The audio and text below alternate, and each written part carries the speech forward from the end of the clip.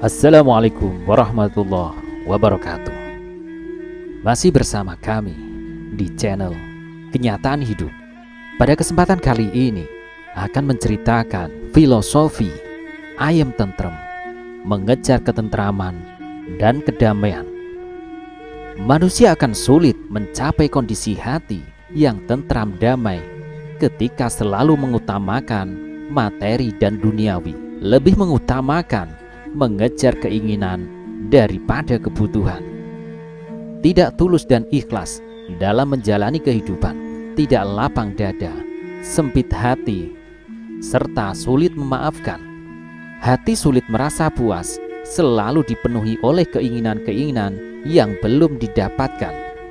Harapan yang tak terwujud, mimpi yang tak terkejar, memiliki banyak hal namun selalu merasa kurang. Keserakahan dan ketamakan menjadikanmu tidak pernah merasa cukup. Sedangkan egoisme, kesombongan, merasa paling benar, selalu ingin menang, menjadikan manusia sulit untuk menemukan persetujuan dan kebaikan dalam diri orang lain. Hati diselimuti curiga atau tidak bisa menerima perbedaan, mudah marah dan memusuhi, sehingga bawaannya selalu kesal dan marah.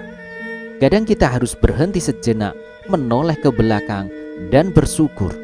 Bersyukurlah dan berbahagialah saat ini mereka yang hatinya diliputi perasaan damai dan tentram. Dalam filosofi Jawa, buru ayam atau mengejar damai atau ketentraman lebih penting daripada sekedar buru senang atau mengejar kesenangan dan buru donyo, mengejar duniawi. Dikatakan ojo ndonga njaluk seneng yen tinemu susah, supaya ora kaget luwih becik njaluk ayem, yang artinya jangan berdoa untuk memohon kebahagiaan ataupun berdoa untuk memohon kesenangan supaya tidak kaget dan tidak terkejut kalau misal suatu saat menemui kesedihan atau musibah, sehingga mampu mengatasi serta tidak mudah putus asa. Maka lebih baik kita memohon diberi ayem atau ketentraman. Ayem seringkali diasosiasikan bersama dengan kata tentrem, marem, dan kalem.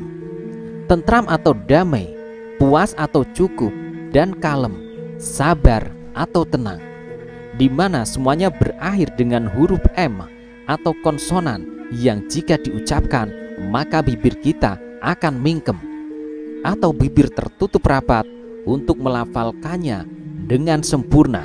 Hal ini berkaitan dengan makna ayem itu sendiri. Maksudnya kalau sudah ayem berarti hati maupun pikiran semua dalam keadaan tenang, damai, dan sudah mingkem, tidak ribut mencari yang tidak-tidak atau yang berlebihan, tidak ribut mengomentari dan tidak melakukan hal-hal yang tidak perlu. Zaman sekarang manusia akan lebih sulit untuk mencapai kondisi ayem tentrem. Perubahan zaman serta perubahan sistem tata pola kehidupan yang kapitalis mendorong semua orang untuk berlomba-lomba mengejar materi dan status sosial demi tercapainya keberhasilan. Capaian keberhasilan dinilai dari keberlimpahan materi. Kehidupan selalu diselimuti oleh rasa ketakutan dan kekhawatiran. Ketakutan akan tidak terpenuhinya kebutuhan, ketakutan akan tidak tercapainya keinginan. Dunia menjadi semakin keras sehingga hati sulit merasa puas.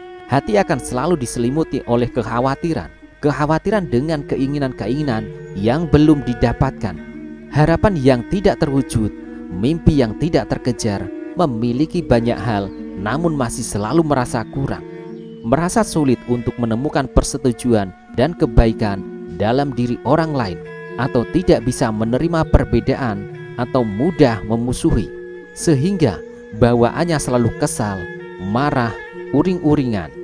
Hanya dengan terus mengingat Tuhan, maka hati akan tentram.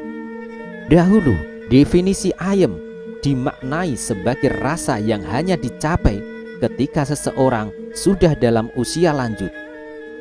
Orang tua yang sudah mengalami banyak hal dalam kehidupan, memiliki banyak keturunan, memiliki banyak warisan untuk ditinggalkan, melakukan banyak amal dan kebaikan, sehingga waktu yang tersisa dalam hidupnya tinggal difokuskan untuk golek sangu ngadep sing kuwasa, mencari bekal untuk menghadap Tuhan.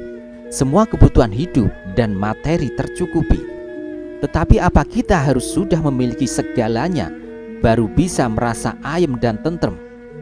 Kalau belum tercapai standar memiliki segalanya, apakah berarti selamanya tidak akan bisa merasa ayem? Bisa. Kuncinya adalah bersyukur. Kuncinya syukur. Belajar mensyukuri nikmat, belajar lebih ikhlas, belajar berlapang dada, belajar memaafkan, belajar berpikir positif.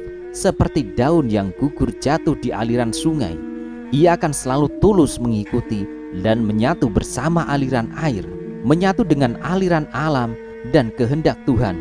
Berpasrah dan berserah dirilah kepada Tuhan yang Maha Welas Asih dan Maha Penyayang. Kosongkan ruang hatimu, sisakan untuk selalu mengingatnya. Ingat, gede durung mesti cukup, akeh durung mesti turah, sithik bisa uga malah nyukupi. Kabeh gumantung ing atine diwi-diwi. Besar belum tentu cukup, banyak belum tentu sisa. Sedikit dan tidak berlebihan justru bisa mencukupi. Semua tergantung isi hati kita, mengelola emosi dan perasaan, membunuh keserakahan, tergantung pula bagaimana kita menghadapi hidup. Bersyukur, tenang, dan bersabar. Demikianlah, semoga bermanfaat. Demikian sekelumit ulasan tentang filosofi ayem tentrem, mengejar ketentraman dan kedamaian. Semoga cerita ini dapat menambah sedikit wawasan akan keberagaman sejarah Nusantara. Apabila terdapat kesalahan dalam pengucapan atau versi dan masukan, jangan ragu untuk mengoreksi kami di kolom komentar. Jika dirasa bermanfaat, silahkan like, subscribe, dan share video ini. Akhir kata, semoga kita selalu diberkahi dalam menjalani kehidupan ini. Terima kasih telah menyaksikan video ini. Wassalamualaikum warahmatullahi wabarakatuh.